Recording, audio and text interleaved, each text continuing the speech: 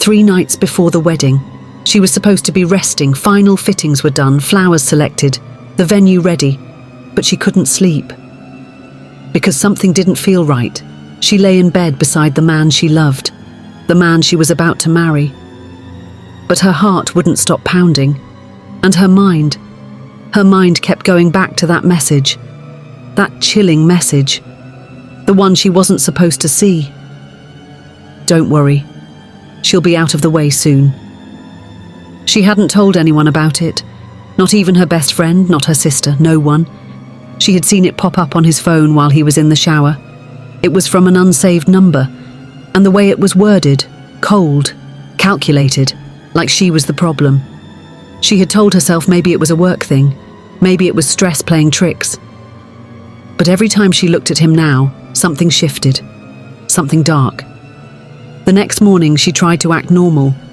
Coffee, breakfast, small talk. But his phone, he never let it out of his sight anymore. And he never used to be like that. At brunch with her bridal party, she smiled for photos, she laughed at jokes, she talked about her bouquet. But her eyes kept drifting off like she was watching the world through a window she couldn't break. She didn't know what she was looking for, but she knew she'd find something. That evening, when he left for a quick errand, she did something she had never done before. She followed him. She stayed back, careful, like in the crime shows they used to watch together. She even laughed at herself at first. What am I doing? But when he pulled into that unfamiliar house in the next neighborhood and waited, and another woman stepped out and kissed him like she'd done it before, that's when her breath stopped. She didn't cry. Not yet. She didn't even feel. She just stood there behind the wheel of her car, gripping it so tightly her knuckles whitened. That's when she knew this wasn't just a mistake. This was a setup. The next 48 hours were a blur. She barely slept. She barely ate. She watched. She listened. She started digging. Old messages, strange receipts, unexplainable absences. And it didn't take long before the pattern formed. A second phone, a money transfer to someone with a criminal history, her life insurance, recently updated, and a browser history full of searches like, can you be arrested for planning something but not doing it? How long does it take to get caught? Untraceable ways to end a marriage. This wasn't just infidelity, it was worse. And suddenly, her wedding wasn't a celebration anymore, it was a trap. Now here's a question for you. If you saw a message like that, don't worry, she'll be out of the way soon, and then discovered your fiancé was cheating, would you confront him? Or disappear before he gets the chance to do worse? Let us know in the comments.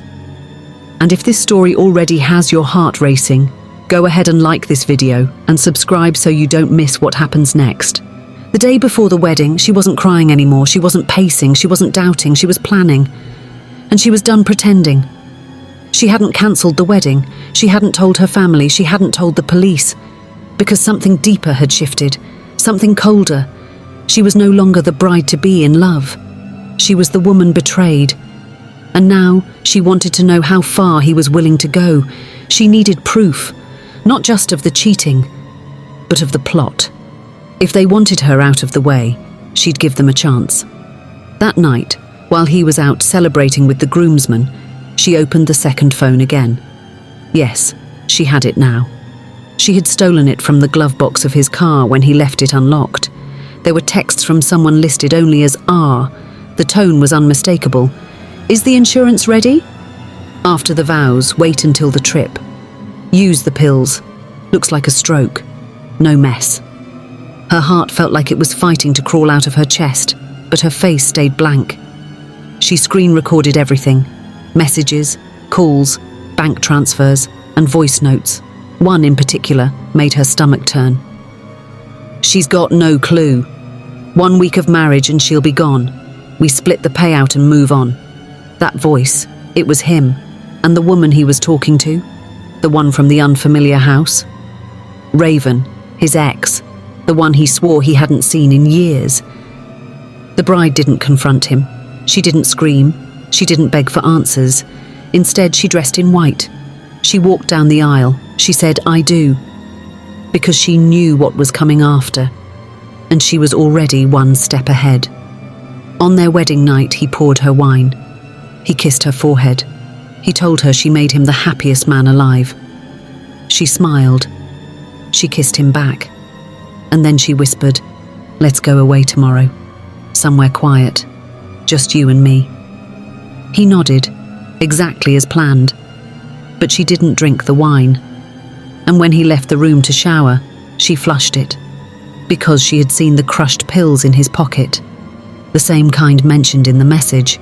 The honeymoon was supposed to be a lakeside cabin, no neighbours, no noise, total privacy. Perfect, he had said. And now she agreed, except she'd already contacted someone the night before, a detective who owed her mother a favour. She sent him everything, every message, every transfer, every detail of the cabin, and she told him to wait and watch.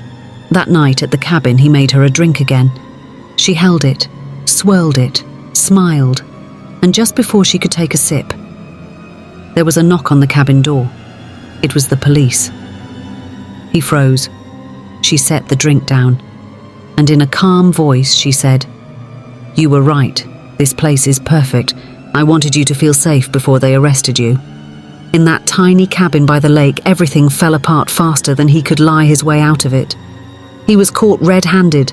The wine glass, the crushed pills, the messages, the bank transactions, all of it had already been handed over to authorities. But the arrest, that was just the beginning. At first he played confused, claimed he was being set up, by her no less. Said she was emotional, hysterical, trying to ruin him. But the detectives weren't buying it. Neither was the bride, because she had something he didn't expect. A voice recording of him and Raven in a hotel room, planning her death. The audio wasn't perfect. There was static, background music, but his voice was unmistakable. "She won't see it coming. I'll make it look natural. Then we split everything and move on." And Raven, her voice chillingly calm, responded, "She's just a pawn. Take her out and we both get what we always wanted." Raven had disappeared shortly after the wedding. No social media, no phone activity. Gone. At first they suspected she had fled the country, but 3 weeks later she turned up. Not in another city, but in a hospital. Overdosed, found alone in a motel, barely alive. And when detectives arrived, she wasn't the same cold woman from the recordings. She was shaking, crying, mumbling about how it was never supposed to go that far. In a taped confession, she finally told the truth. They had planned the bride's death months before the wedding, not just for the life insurance, but for revenge. Raven claimed she and the groom had been together for years. She said he had promised her marriage, a future, money, but then he left her, started dating the bride. And when Raven begged him to come back, he didn't say no. He said, "We'll get her out of the way. Then it's just us again, just like before." The trial was brutal. The groom, now defendant, sat in a suit, stone-faced, trying to charm the courtroom. But no amount of charm could erase the paper trail, the emails, the fake accounts, the forged signatures on the insurance documents. And Raven? She testified with trembling hands, told the jury everything, said she was manipulated, said he used her, lied to her, promised her a life they'd never live. But the jury didn't buy the poor me act from either of them. And through it all, the bride, the survivor, sat in the courtroom, every single day, watching, listening, waiting. She never looked away, because this wasn't just justice. This was the only way she could truly walk away. Before we continue to the final segment, I want to ask you something. If you were in her shoes, would you have gone through with the wedding just to gather evidence? Or would you have run the moment you found out? Drop your thoughts in the comments below, and if you're finding this story as chilling as we are, don't forget to subscribe for more real-life betrayals that seem stranger than fiction. There was no wedding album, no honeymoon, no final dance under the stars. What should have been her first year of marriage turned into a year of testimonies, subpoenas, and public stares. every detail of her life, her love, her trauma, all laid bare in a courtroom filled with strangers. The verdict came down on a rainy afternoon. She sat still, hands folded in her lap, as if bracing for an aftershock she already knew was coming. Guilty of attempted murder, of conspiracy to commit fraud, of betrayal so deep, the court called it an attack on the sanctity of trust. The groom, her groom, was sentenced to 30 years without parole. He didn't flinch, didn't cry, didn't apologize, just stared ahead, like the verdict wasn't even about him. But the real twist, Raven, received a lighter sentence, 8 years, reduced due to her cooperation and mental health condition. Many said she deserved more, that she wasn't just manipulated, she was willing.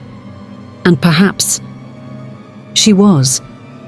The bride left that courthouse not as a wife, not as a victim, but as something more powerful, a witness to how quickly love can rot, how trust can kill, how evil doesn't always look like a stranger in a mask. Sometimes it wears a tuxedo and says, "I do." In the years since, she's rebuilt quietly, moved across the country, changed her name, started therapy. She no longer wears white. And she doesn't talk much about that day unless asked directly. But every now and then, when she passes a mirror, she wonders, would they have gone through with it if I hadn't caught them? Was there a world where my death would have looked like an accident, and they'd be sipping wine with my money pretending to grieve? She lives with those questions, and she may never get answers. But she tells herself this: I walked away, and that's more than they ever planned for me. So here's to the bride who survived, to the woman who stood at the altar with a man holding poison behind his smile, and said yes just long enough to bring them both to justice, because sometimes the greatest vows are the ones we break to save ourselves. If this story moved you, share it. Let others know how betrayal doesn't always wear a mask. Sometimes it walks down the aisle. Subscribe for more real stories of survival, deception, and the dark truths that hide behind perfect pictures.